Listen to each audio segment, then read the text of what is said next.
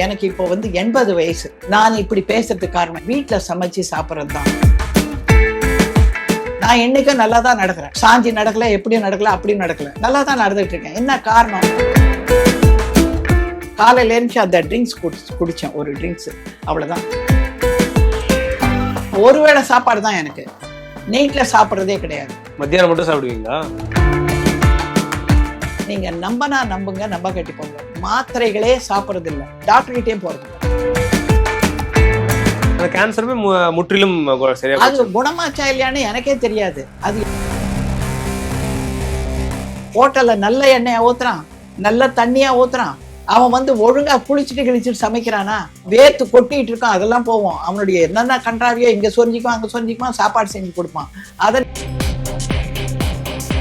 இப்போ இந்த காலத்துல தண்ணி கெட்டு போச்சு, பூமியில மண்ணு கெட்டு போச்சு, காத்து கெட்டு போச்சு, எல்லாமே கெட்டு போச்சு.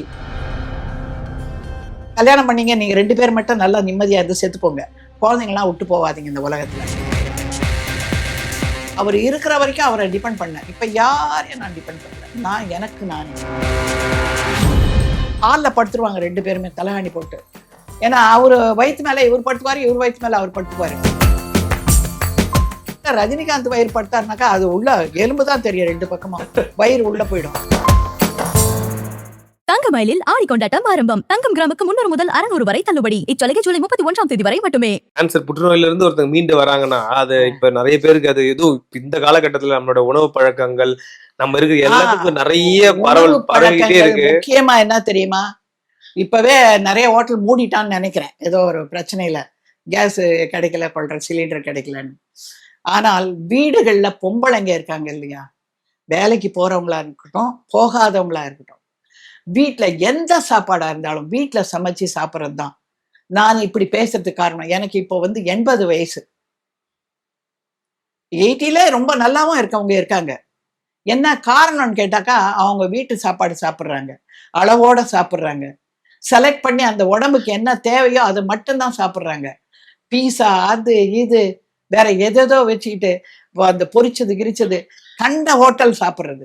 ஹோட்டல்ல நல்ல எண்ணெயா ஊத்துறான், நல்ல தண்ணியா ஊத்துறான், எதுவுமே கிடையாது. அவன் என்ன போடுறான்னா அதுதான் நீங்க சாப்பிட்றீங்க, அதுவும் ருசிச்சு சாப்பிட்றீங்க. அவன் ஒழுங்கா குளிச்சுட்டு கிழிச்சிட்டு சமைக்கிறானா? அதுவும் கிடையாது. அவன் வேத்து கொட்டிட்டு இருக்கான், அதெல்லாம் போவோம். அவனுடைய என்னென்ன கன்றாவியோ இங்க சொரிஞ்சிக்குவான், அங்க சொரிஞ்சிக்குவான், சாப்பாடு செஞ்சு கொடுப்பான். அதை நீங்க ருசிச்சு சாப்பிட்றீங்க. வீட்டுல நல்லபடியா நீங்க குளிச்சுட்டோ இல்ல வீட்டுல பொம்பளைங்களோ நல்லா சமைச்சு சாப்பிட்டா என்ன போச்சு உங்களுக்கு? ஒரு அப்படி வெரைட்டியா சாப்பிடணும்னு என்ன அவசியம்? அந்த காலத்துல நிறைய சாப்பிட்டாங்க, வெரைட்டியாவா சாப்பிட்டாங்க. ஏதோ கம்பம் கிம்பம் அதை கூட வேண்டாம், இப்ப இருக்கிறத வச்சு நல்லா நல்லா சாப்பிடுங்களேன், வெரைட்டியா வீட்டுல செஞ்சு. ஏன் அப்படி சாப்பிட்றீங்க? அதுதான் உடம்புக்கு கேடு. இப்ப அது வருது, இது வருது, வயிறு வலிக்குது, அங்க வலிக்குது, இங்க காலு. நான் என்னைக்கும் நல்லா தான் நடக்கிறேன். சாஞ்சி நடக்கல, எப்படியும் நடக்கல, அப்படியும் நடக்கல, நல்லா தான் நடந்துட்டு இருக்கேன். என்ன காரணம்? என்னுடைய உடல் என்ன தேவைப்படுதோ அதுக்கு அது மட்டும் தான் கொடுக்குறேன். நான் காலையில இருந்து அந்த ட்ரிங்க்ஸ் குடிச்சேன், ஒரு ட்ரிங்க்ஸ், அவ்வளவுதான். இந்த உட்காந்துட்டு பேசிட்டு இருக்கேன். டிஃபன் கூட சாப்பிடல நான். ஏன்னா ஒருவேளை சாப்பாடு தான் எனக்கு. நைட்ல சாப்பிட்றதே கிடையாது. மத்தியானம் மட்டும் சாப்பிடுவீங்களா? மத்தியானம் நல்லா சாப்பிடுவேன். காலையில நீர் என்ன குடிப்பீங்க நீங்க? அது ஏதாவது ஒரு டீ மாதிரி இந்த மூலிகைகள் இருக்கு இல்லையா, அதை போட்டு கொதிக்க வச்சுட்டு இனிப்பு வேணா இனிப்பு போட்டுக்குவேன். அதெல்லாம் எனக்கு சுகர்லாம் கிடையாது, போட்டு குடிச்சிருவேன், அவ்வளவுதான். இதோ இந்நேரம் வரைக்கும் தாங்குதே, இவ்வளவு நேரம் பேசிட்டு இருக்கேன், தாங்குது இல்ல. என்ன காரணம்னாக்கா அந்த ஸ்டமினா உடம்பு. ஷூட்டிங் போனாலும் ஒரு வேளை தான் சாப்பிடுவீங்களா? ஆமாம்மா, எல்லாருக்குமே தெரியும். ஷூட்டிங்ல அங்க ஷூட்டிங் சாப்பாடு சாப்பிட மாட்டேன், வீட்டுல இருந்தா எடுத்துட்டு போவேன். பழையதா இருந்தாலும் வீட்டுல இருந்து எடுத்துட்டு போவேன். பழைய சாதம் கூட சாப்பிடுவேன். அந்த மாதிரி வச்சுக்கிட்டாக்கா ஏன் நம்ம யார்கிட்ட கையேந்தணும்? அந்த தண்ணியை எடுத்து கொடு, இந்த சாப்பாடு கொடு, ஐயோ ஏந்திரிக்க முடியல, அப்படிலாம் ஏன் சொல்லணும்? அடுத்தவங்களை ஏன் டிபெண்ட் பண்றீங்க? நீங்க உங்க வேலையை நீங்க செய்யுங்க. 1000 பேர்னா வேலைக்காரியை ஏன் வேலை வாங்குறீங்க? ஏன் எடுத்துக்கிறதுனால அவன் தான் எடுத்து கொடுக்கணும்னு ஏன்னு நினைக்கிறீங்க? நீங்க உங்க ஆக்டிவா இருந்தாதான். வயசானா மட்டும் இல்ல, வயசுலயே நீங்க ஆக்டிவா இருக்கணும். ஆமாமா, நீங்க சொல்றதெல்லாம் 30லயே நடக்குது. ஆமா, உட்காந்துட்டு அந்த தம்பி இருப்பான், அதை ஏடுறா இதை ஏடுறா. ஏன்? அது தேவையே இல்லை. நீங்க ஆக்டிவா இருங்க, உங்களுக்கு தேவையானது நீங்க பண்ணிக்கீங்க. அது ரொம்ப தப்பா இருக்குது. ரொம்ப சீக்கிரமா வந்து பிள்ளைங்க எல்லாம் போயிடுது இப்பெல்லாம். நான் 80 வயசுல உட்கார்ந்துட்டு இருக்கேன், அதுங்க 50 வயசுக்கே போயிடுதுங்க. என்ன காரணம்? இதுதான், சாப்பாடு முக்கியமா. இப்ப இந்த காலத்துல தண்ணி கெட்டு போச்சு, பூமியில மண்ணு கெட்டு போச்சு, காத்து கெட்டு போச்சு, எல்லாமே கெட்டு போச்சு. இதுல கல்யாணம் ஆனவங்க குழந்தை வேணும் குழந்தை வேணும்னா குழந்தைய பெத்து ஒரு நோயாளியா தான் விட்டு போறாங்க. நான் நினைக்கிறேன், கல்யாணம் பண்ணீங்க, நீங்க 2 பேர் மட்டும் நல்லா நிம்மதியா இருந்து செத்து போங்க, குழந்தைங்களாம் விட்டு போவாதீங்க இந்த உலகத்துல. இன்னைக்கு இருக்கிற ஜென்ரேஷன் சொல்றேன் நான். வேணவே வேணாம். ஏன் அந்த நோயாளி குழந்தைய வாழணும்? அது எல்லாமே கெட்டு போச்சு, சாப்பாடு கீப்பாடு எல்லாமே கெட்டு போச்சு. இதுல என்ன இருக்கு? ஒண்ணுமே கிடையாது. நீங்க மட்டும் நல்லபடியா பிறந்துட்டோம், செத்து போக முடியாது. அது வரும்போது தான் போகணும். ஏன் இப்படி எல்லாம் பண்றாங்கன்னு தெரியல. ஆனா பசங்களை, அது செல்போன் செல்போன் செல்போன். குழந்தைங்க பிறந்த உடனே செல்போன்ல தான் பிறகுதுங்க. அதுங்க அது எதாவது அழுதுன்னா உடனே செல்போனை காட்டிடுறாங்க. அது கண்ணுக்கும் கஷ்டம். காது இயரிங் வேற வச்சுட்டு அது வேற இயர் வச்சுட்டு காது கெட்டு போயிடும், கண்ணு கெட்டு போயிடும். ரொம்ப அநியாயம். ஆனா ரொம்ப மனிதர்கள் ரொம்ப தப்பு பண்றாங்க, ரொம்ப ரொம்ப தப்பு பண்றாங்க. இவங்க வாழறது ஒண்ணு, பிறந்த குழந்தைங்களையும் கெடுக்குறாங்க, அதுங்க வாழ்க்கையும் கெடுக்குறாங்க. அதை டிசிப்ளினாவே வாழ வைக்கல. இன்னும் கொஞ்ச நாள்ல வந்து கண்ணுக்கு நல்லா கஷ்டம்தான். 50 வயசுக்குள்ளேயே கண்ணு தெரியாது. ஏன்னா செல்போன். செல்போன்ல என்ன நல்ல விஷயங்கள் நிறைய இருக்குது. ஏன் கெட்டதெல்லாம் போய் பாக்குறீங்க நீங்க? எவ்வளவோ நல்ல விஷயங்கள் இருக்கு. இதோ இவ்வளவு நேரம் நான் உட்கார்ந்து பேசுறேன், செல்போன் கிட்டே போக மாட்டேம்மா. அது தேவைக்குதான், நமக்கு நல்ல தேவைக்கு யூஸ் பண்ணிக்கிங்க. தேவையில்லாததெல்லாம் ஏன் பாக்குறீங்க அதுல? இப்ப உங்களுடைய உணவு பழக்கங்கள் என்ன? என்னுடைய சாப்பாடு பிரச்சனையை பத்தி கேட்டீங்க. உங்களோட உணவு பழக்கம் வந்து உணவு பழக்கம் என்னன்றது கேட்டீங்க. அது என்னன்னு கேட்டாக்கா, காலையில ஏந்திரிச்சுனாக்கா ஏதாவது ஒரு காய்கறி சூப்பு, கேரட்டா இருக்கலாம், இது எலுமிச்சம்பழமா இருக்கலாம், ஏதாவது ஒரு ஜூஸ் பண்ணி குடிச்சிருவேன் காலையில. டிஃபன் இருந்தாக்கா ஏதாவது இட்லி சாப்பிடுவேன். எனக்கு இட்லி ரொம்ப பிடிக்கும். அதனால அது வந்து கண்டினியூவா சாப்பிட்டாக்கா கிட்னி ஸ்டோன் வருது, அதுல உளுந்து இருக்கிறதுனால. அதனால அந்த இட்லியும் அவாய்ட் பண்றேன். இட்லி ரொம்ப பிடிக்கும். அது தேவையான போது ஒரு 2 இட்லி தான் சாப்பிடுவேன். சாப்பிட்டாக்கா இந்த தண்ணி குடிச்சிருவேன், அவ்வளவுதான். மத்தியானம் வந்து நல்ல சாப்பாடு, காய்கறியோடவோ இல்லை நான் வெறும் மீன் மட்டும்தான் சாப்பிடுறேன். நான் வெஜிடேரியன்ல அது என்ன மட்டனு சிக்கனு அதெல்லாம் வந்து அவாய்ட் பண்ணிடுறேன், சாப்பிட்றது இல்லை முதல்ல இருந்தே. அவர் எங்க வீட்டுக்காரர் இருக்கும்போது சாப்பிட்டுக்கிட்டு இருந்தேன், சிக்கன் மட்டும் சாப்பிட்டேன். அதுக்கப்புறமா என்னமோ தெரியல, குழந்தைங்க இதுங்கெல்லாம் வளர்க்க ஆரம்பிச்ச உடனே அவாய்ட் பண்ணிட்டேன், வேண்டான்னு சொல்லிட்டு. ஏன்னா இப்போ என்ன காய்கறிகள், ஏன்னா மீன் மட்டும்தான் இப்போதைக்கு நான் சேர்த்துக்கிறேன், அது சாப்பாடு. ஆனா பெருசா வந்து 10 வித பதார்த்தத்தோடலாம் கிடையாது. ஒரு ரசம் வச்சேன்னா ஏதாவது ஒரு கூட்டு வச்சு சாப்பிடுவேன், அவ்வளவுதான். ஆனா எனக்கு தேவையானதுதான் சாப்பிடுவேன், இவ்வளோ அவ்வளோன்னுலாம் கிடையாது. என் வயிற்றுக்கு எவ்வளவு தேவையோ அது மட்டும் தான் சாப்பிடுறேன். அது ஒரு வேளை சாப்பாடு தான், ராத்திரில சுத்தமா விட்டுறது இல்லை. நீங்க நம்பனா நம்புங்க, நம்ப கட்டிப்போங்க, மாத்திரைகளே சாப்பிட்றது இல்லை. கேன்சருக்கு அப்புறமா நிறைய ஹெவி டோசேஜ் எல்லாத்தையும் கொடுத்தாங்க. அதுக்கப்புறமா மாத்திரைகளே கிடையாது, டாக்டர் கிட்டே போறது இல்லை. அந்த கேன்சருமே முற்றிலும் அது குணமாச்சா இல்லையான்னு எனக்கே தெரியாது. அது எப்ப வேணாலும் வரலான்னு டாக்டர்ஸே சொல்லியிருக்காங்க. எப்ப வேணாலும் எங்கேயாவது ஒரு செல் இருந்து டக்குன்னு ஆரம்பிக்கலாம் அப்படின்னு. அதை பத்தி நான் கவலையும் படுறதில்லை. வந்தா வருது, வரா காட்டி போகுது. நீங்க செக்கும் பண்ணலதுக்கு அப்புறம் செக்கப்பே கிடையாது, போறதே இல்லை, டாக்டர் கிட்டே போறது இல்லையே. அப்புறம் எந்த மாத்திரையும் என் வீட்டுல கிடையாது, நான் சாப்பிட்றதே கிடையாது. இந்த உணவு பழக்கம்தான். ஏன்னா காலையில ஏதாவது ஒரு ஜூஸு, மத்தியானம் சாப்பாடு, ராத்திரில ஏதாவது பசி எடுக்கிற மாதிரி இருந்தால் ஒரு ஜூஸ் குடிச்சிட்டு படுத்துருவேன். ஆனா 8 மணிக்கெல்லாம் வந்து கமான்னு ஒரு தண்ணி குடிச்சிருவேன். அந்த மாதிரி தான் என்னுடைய. எவ்வளவு வருஷமா நீங்க இதை ஃபாலோ பண்றீங்க? ரொம்ப வருஷமா, அவர் இறந்ததுல இருந்தே ஃபாலோ பண்றேன். 30 வருஷமா இப்படிதான் இருக்கீங்களா நீங்க? எல்லாமே என்ன தெரியுமாமா, எதுவுமே கிடையாது, மன தைரியம் தான்மா எல்லாம். மொத்தத்தையும் சொல்ல போனாக்கா கான்பிடன்ஸ் தான். நாம இருப்போம், இருக்க மாட்டோம், ஏதாவது ஒரு 2ல 1. அதுல வாழ்ந்துட்டோம்னாக்கா நம்ம வாழ்ந்துடுறோம். அது இருக்கிறதுனால தான் நான் என்ன உட்கார்ந்துட்டு இருக்கேன்னு நினைக்கிறேன். பயந்தேன்னாக்கா எப்போ செத்து போயிட்டு இருப்பேன்னு நினைக்கிறேன். அந்த கான்ஃபிடன்ஸ் இருக்கிறதுனாலதான் நான் இப்படி இருப்பேன். இன்னொன்னு, என் புருஷன் தைரியம். என் புருஷன் இருக்கிற வரைக்கும் பெரிய தைரியம் இருக்கு. என் புருஷன் காப்பாத்திடுவாரு. யாரா ஒருத்தர் இருந்தாக்கா டிபெண்ட் பண்ணுவோம் இல்லையா? அவர் இருக்கிற வரைக்கும் அவரை டிபெண்ட் பண்ண. இப்ப யாரையும் நான் டிபெண்ட் பண்ணல, நான் எனக்கு நானே.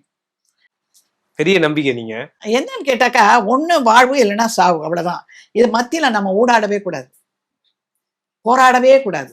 ஏன் போராட்டங்கள்? ஏதோ ஒண்ணு செலக்ட் பண்ணு, அவ்வளவுதான்.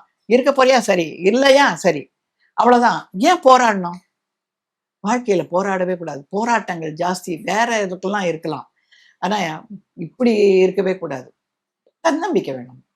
அவரு இப்ப நீங்க சொன்னீங்களே, இப்ப அவர் இறக்கும்போது 57 வயது நடிச்சிட்டு இருக்கும் போதே போயிட்டாரு. காலமானாங்க. அவருக்கு உடல்நிலை எப்படி இருந்துச்சு அந்த சமயத்துல? அவர் எப்படி பாத்துட்டு இருந்தாரு அவரோட உடம்ப? அவருக்கு சுகர் இருந்துச்சு. ஆனா அவரும் வந்து கண்ட்ரோலா இருப்பார் சாப்பாட்டுல எல்லாம். அவருக்கு இந்த தொப்பையே கிடையாது. மத்தவங்க மாதிரி இவ்வளவு பெரிய தொப்பை கிப்பெல்லாம் வச்சிருக்கு கிடையாது. அவருக்கு அவ்வளவு தடுக்கு மாதிரி தான் இருக்கும். படுத்தாருனாக்கா உள்ள போயிடும். சரத்பாபு நிறைய வருவார் வீட்டுக்கு. அப்படியா? ஆமா, ரொம்ப 2 பேருக்குள்ள அவ்வளவு அந்யோன்யம். ரொம்ப அநியாயத்துக்கு அப்படியே ஹால்ல படுத்துருவாங்க 2 பேருமே தலைகாணி போட்டு. ஏன்னா அவரு வயிற்று மேல இவர் படுத்துக்குவாரு, இவர் வயிற்று மேல அவர் படுத்துக்குவாரு. 2 பேர் வயிறும் தடுக்கு மாதிரி இருக்கும். நான் பார்ப்பேன், என்னது இது எப்படி அப்படின்னு. அதான் ரொம்ப அவர் மேல அஃபெக்ஷன் ஜாஸ்தி 2 பேர் மேல. அப்படி சார் சார் சார்னு அவ்வளோ உயிரா இருப்பாங்க 2 பேருமே. ஒரு கான்ட்ராஸ்டியான ஒரு இது அவங்க. அந்த அவர் படத்துல நடிச்சிருக்காரு அவரு. நடிச்சிருக்காரு. வீட்டுக்கு வருவாங்க நிறைய. அவ்வளவு அஃபெக்ஷன் அவங்களுக்குள்ள 2 பேருக்குள்ள. அப்பான்னு சொல்ல மாட்டார், சார் தான் சொல்லுவாரு. ஆமா, நல்ல வயதுல ஒரு 15 வயசு பெரியவர் தான். ஆனாலும் 2 பேரும் படுத்தாங்களா தடுக்கு மாதிரி இருக்கும் 2 பேர் வயிறும். அதை விட ரஜினிகாந்த் வயிறு படுத்தாருனாக்கா அது உள்ள எலும்பு தான் தெரியும் 2 பக்கமும். வயிறு உள்ள போயிடும். இவங்க எல்லாம் வந்து அளவோட சாப்பிட்றவங்க, அளவுக்கு மீறி சாப்பிட்றது இல்ல, தேவைக்கு சாப்பிட்றவங்க. அதான் உடம்புல அப்படியே இருக்கு. அவர் வந்து அதான் மாமா கேட்பாரு, விகேஆர் மாமா, என்ன செந்தாமரை சாருக்கு நீங்க என்னதான் கொடுப்பீங்க, கரெக்டா வச்சிருக்காரு சுகர். அவருக்கு ஜாஸ்தி சுகர். மாமா அவர் வாயை கட்டாரு, நீங்க கட்ட மாட்டீங்க, அதனால பேசவே பேசாதீங்க அதை பத்தின்னு சொல்லுவேன். அது என்னமோ வாஸ்தவம் தான் அப்படின்னு வரவர். அந்த மாதிரி அவங்க வாயை கட்டணும். சுகர் இருக்கவங்க வாயை கட்டணும். இவரு நல்லா வந்து உடம்பு நல்லா வச்சுக்கிறார். நல்லா வச்சுப்பாருனாக்க எக்ஸசைஸ் எல்லாம் கிடையாது, சாப்பாடு அளவா இருக்கும். நீங்க ரொம்ப நல்லா கார் ஓட்டிங்களா சார்? அப்படி கார் டிரைவ்ல கூட்டு போயிருக்கீங்களா நீங்க? ரோட்ல யாரும் இருக்கக்கூடாது, நல்லாவே ஓட்டுவேன். ஆமா, யாருமே கூட போக முடியாது அந்த காலகட்டத்துல. ஆமா ஆமா, அந்த காலத்துல என்னக்கா எதுவும் பிரச்சனைகள் இருக்காது, டிராபிக் அது எதுன்னு சொல்லிட்டு. ஆனா என்னன்னா திருப்பதிக்கு போவாங்க என்ன கூட்டிக்கிட்டு, எல்லாருமே ஃபேமிலியோட போவோம். அண்ணா வந்து மேல் திருப்பதி எல்லாம் ஓட்டுவாரு, கீழ் திருப்பதி பூரா நான் தான் ஓட்டுவேன். ஓ, லாங் டிரைவ்ல? ஆமா, நான் போவேன். எல்லாருமே இருப்பாங்க கார்ல, நான் ஓட்டுவேன். ஆனா மேல போறபோது அண்ணா ஓட்டுவாரு. ஆனா இன்னைக்கு வந்து யாருமே இருக்கக்கூடாது நான் ஓட்டுறதுக்கு, வேணான்னு சொல்லிட்டாங்க டாக்டர்ஸ் வேற. எனக்கா அந்த ஸ்டேரிங் பிடிச்சி இது பண்ற போது இந்த சில்லுகள் பூரா வந்து பரவும், கேன்சர் வந்ததுனால டிரைவிங் விட்டுருங்கம்மா அப்படின்னு சொல்லிட்டாரு டாக்டர். அதுல இருந்து ஓட்டுறதே இல்லையா கார்? அதுல இருந்து கார் ஓட்டுறது இல்லை. நான் வச்சுட்டு இருந்தேன், மாருதி 800 வச்சுட்டு இருந்தாங்க. இப்ப கூட அந்த வீட்டுல இருக்கும்போது என் பொண்ணு சொன்னாங்க, அதுக்கு எல்லாரும் வந்து உடச்சி எல்லாத்தையும் எடுத்துட்டு போயிட்டாங்க, பொண்ணை எடுத்துட்டு போயிடுன்னு சொல்லிட்டேன். அதுல இருந்து ஓட்டுறது இல்லை. இப்போ வந்து கேப் தான். நீங்க சார் நீங்களும் மட்டும் தனியா போயிருக்கீங்களா? நீங்களும் ஐயா மட்டும் அந்த மாதிரி டிரைவ்லாம் போயிருக்கோம். நான் ரொம்ப ஃபாஸ்டா ஓட்டினேன். ஒரு நாள், அம்மா கொஞ்சம் வண்டியை நிறுத்து அப்படின்னாரு. சரி, என்னது வண்டி நிறுத்த சொல்றாரு அப்படின்னா, நீ போமா, நான் பின்னாடி பஸ் வரேன், ஏறிட்டு வந்துடுறேன். ஏங்க அப்படின்னா, ஏன்னா இந்த ஓட்டினாக்கா எப்படி அது மெதுவா போகணும் அப்படின்னாரு. சரி சரின்னு சொல்லிட்டு மெதுவா வந்தோம். பெருசா வண்டி ரொம்ப லாங் இது வந்துச்சுன்னாக்கா ரொம்ப ஃபாஸ்டா ஓட்டுவீங்க. ரொம்ப பிடிக்கும். அப்ப எனக்கு அவன் கிளீனா இருக்கு ரோடு அப்படின்னாக்கா நமக்கு ஆட்டோமேட்டிக்கா வந்து கிளட்ச் இது பண்ணிடுவோம். இப்ப அது பண்ண முடியாது, சென்னையில இருக்கிற டிராபிக். இப்போ நிமிஷத்துக்கு ஒரு பிரேக் போடணும். உங்களுக்கு ஒரே மகள், அவங்கள பத்தி சொல்லுங்க.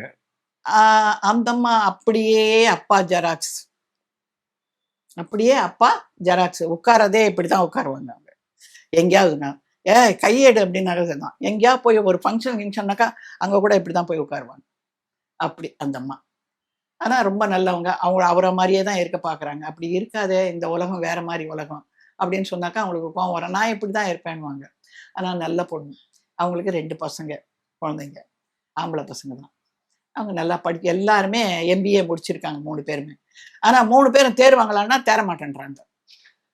அப்படி சரி, அவங்க வாழ்க்கையை அவங்க பார்த்துக்கிட்டு இருக்காங்க, என் வாழ்க்கையை நான் பார்க்க. ஆமா, என் கேட்டா அட்வைஸ் பண்ணக்கூடாது இந்த காலத்துல.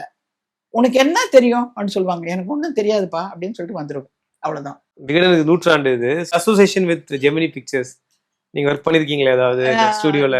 ஜெமினிக்குள்ள ஒரே ஒரு தடவை இந்த டான்ஸுக்காக போய் ஒரே ஒரு தடவைனாக்கா அந்த டான்ஸ் முடிகிற வரைக்கும் போகணும். ஒரு 1 வீக் இருக்கும். அப்போ வந்து கோபி கிருஷ்ணான்னு சொல்லிட்டு ஒரு பெரிய டான்ஸர், குமாரி கமலா கூட எல்லாம் ஆக்ட் பண்ணியிருக்காரு. பழைய கண்ணகியில டான்ஸ் ஆடி இருக்காரு அவரு. குமாரி கமலாவும் அவரும், சிவனும் பார்வதியா டான்ஸ் ஆடி இருக்காங்க. அப்படிப்பட்ட ஒரு டான்ஸ் அது. இன்னைக்கே என்கிட்ட கேசட் இருக்கு, பார்க்கறதா இருந்தா பார்க்கலாம். அந்த மாதிரி டான்ஸ் ஆடி இருப்பாரு. அவரு மாஸ்டர். அதுக்கு குங்கட்டுன்னு ஒரு படம், அதில் தேவிகா ஹீரோயின். அந்த படத்துக்காக ஜெமினி ஸ்டுடியோவுக்குள்ள போயிருக்கேன். அந்த ஸ்டுடியோ பார்த்தாக்கா அப்படியே கிளி கொஞ்சிச்சு. அங்கேயே செட்டு, அங்கேயே எல்லாம் ரோடு கீடு எல்லாமே பிரம்மாண்டமா பார்த்தேன் நான் முதல் நாள் போனது. அங்க சாப்பாடு அப்படி இருக்கும்னு சொல்லுவாங்க, ஆனா நான் போகும்போது அதெல்லாம் இல்லை. நிறைய பேர் டான்சர்ஸ் அங்கேயே இருந்திருக்காங்க மாச சம்பளத்துக்கு. அதெல்லாம் சொன்னாங்க, கேள்விப்பட்டேன். நிறைய ஆர்டிஸ்ட்டுங்க, ஒரு 12 ஆர்டிஸ்ட்டுங்க இருப்பாங்களாம் டான்சர்ஸ். அவங்களுக்கு அங்கேயே போய் காலையில போயிட்டாங்கன்னா ராத்திரிக்கு தான் வீட்டுக்கு வருவாங்க. அந்த மாதிரி இருப்பாங்களாம் அங்க. அங்க சாப்பாடு கீப்பாடு எல்லாம் அப்படி ஒரு சாப்பாடு இருக்குமாங்க. சுந்தரிபாய் அந்த அம்மா தான் சொன்னாங்க, எப்படி இருந்துச்சு தெரியுமாம்மா இது? அம்மா சொல்லுங்க. நான் கேட்டேன், இங்க டான்சர்ஸ் எல்லாம் வந்தா எங்க தங்குவாங்க, என்ன பண்ணுவாங்க, என்ன சாப்பாடு கொடுப்பாங்க? அவங்க தான் எனக்கு வந்து இன்ஃபர்மேஷன் கொடுத்தாங்க இந்த மாதிரி. ஏன்னா அங்கேயே கொத்தமங்கலம் சுப்புவே கல்யாணம் பண்ணாங்க. கொத்தமங்கலம் சுப்புவே கல்யாணம் பண்ணி பெரிய ஆர்டிஸ்ட், அவங்க சாதாரண ஆர்டிஸ்ட் இல்லை அவங்க. அந்த மாதிரி அவங்க கிட்ட தான் கேட்டேன், அவங்களுக்கு தானே தெரியும். அப்படின்னா அங்கே சாப்பாடு கீப்பாடு எல்லாமே வந்து அவ்வளோ நல்லா இருக்கும். ஆனால் நான் சாப்பிட்டதில்லை, அதெல்லாம் மிஸ் பண்ணிட்டேன் நான். ஆனால் இந்த டான்ஸுக்கு மட்டும் போயிட்டு வந்தது. பாலு சாரை பார்த்துருக்கேன். அவர் அந்த செட்டுக்கு வந்தார். அவர் டான்ஸ் நாங்கள்லாம் ஆடிட்டு இருக்கும்போது செட்டுக்கு வந்தார். இவர் தான் பாலு சாருன்னு அறிமுகப்படுத்தினாங்க. அவர்கிட்ட ஒரு வணக்கம் வச்சுருக்கேன். அதுதான் ஜெமினி ஸ்டுடியோவுக்கும் எனக்கும் இருக்கிற ஒரு லிங்க்கு. வேற எதுவுமே எனக்கு ரொம்ப ஐயோ அப்பெல்லாம் வரவே முடியலையே அப்படின்னு, வயசு சின்ன வயசா என்னன்னு தெரியல, போக முடியலையே அப்படின்னு கஷ்டமா இருந்துச்சு எனக்கு. அந்த ஃபீலிங் இருந்துச்சு எனக்கு. இது விகடனுக்கு 100 உங்களுடைய வாழ்த்து செய்தி. விகடன் பத்திரிகையில இருந்து வந்து என்னை பேட்டி எடுத்து இந்த லெவலுக்கு பேச வச்சதுக்கு உங்க எல்லாருக்கும் என்னுடைய நன்றியை நான் தெரிவிச்சுக்கிறேன். ரொம்ப நன்றி. தமிழக மக்களின் அபிமான தங்கமயிலில் ஆனந்தம் பொங்கும் பொன்னான ஆடி கொண்டாட்டம் தொடங்கியாச்சு. தங்கம் கிராமுக்கு 300 முதல் 600 வரை தள்ளுபடி. இச்சலுகை ஜூலை 31 வரை மட்டுமே. தங்கம் வாங்க, தங்கமயிலுக்கு வாங்க.